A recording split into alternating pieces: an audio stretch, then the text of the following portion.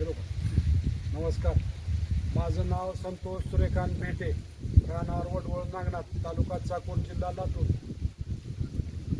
आपण 3 वर्षाखाली पृथ्वीराज स्लरी फिल्टरचा कारखाना आपल्या शेतात बसवलेला आहे. त्याला कारखाना म्हणायला काही हरकत नाही. जवळपास आत्तापर्यंत मी 100%चं 30% फक्त रासायनिक ठेवलेलं आहे. बाकीचं पूर्ण स्लरी, दर पाट पाण्याला मी स्लरी जीवामृत दिलं जातं. त्याच्यात जीवामृतमध्ये काही आदू आरसून पलटून आपल्याला एकदम ड्रिपनं देण्यासाठी एकदम सोपं आहे.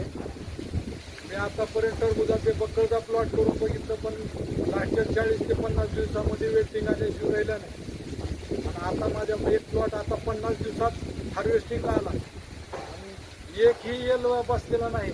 एक बार हार्वेस्टिंग मालाची झाली. 15,000 रोपामध्ये जवळपास 42 टन टरबूज गेलेला आहे. 1 नंबर माल. आता राहिला आहे अजून 10-12 टन माल निघत 2 नंबरचा. तरी पण आज वेळाची काय कंडिशन आहे तुम्ही बघू शकता. 1 तारखेला मेच्या 1 तारखेला टमाट्याचा एक प्लॉट लावलेला आहे, 1 एकर. जूनच्या 1 तारखेला लावलेला आहे. आज 2 तारीख आहे.